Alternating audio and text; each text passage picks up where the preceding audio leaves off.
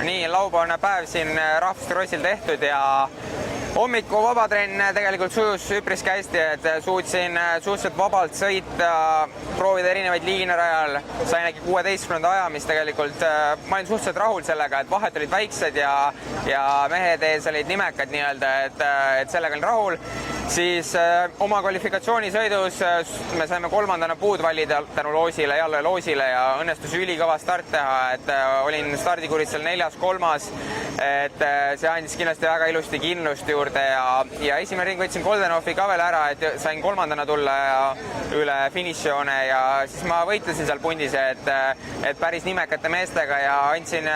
mõningad kohad ära ja juba 3. ringil tekkis tegelikult tsikliga probleem ja jõud kadus ära ja samuti sidurit polnud enam, et me ei teagi täpselt, miks sellised probleemid siin esinevad, aga üritasin kuidagi üle lõpujoone saada, et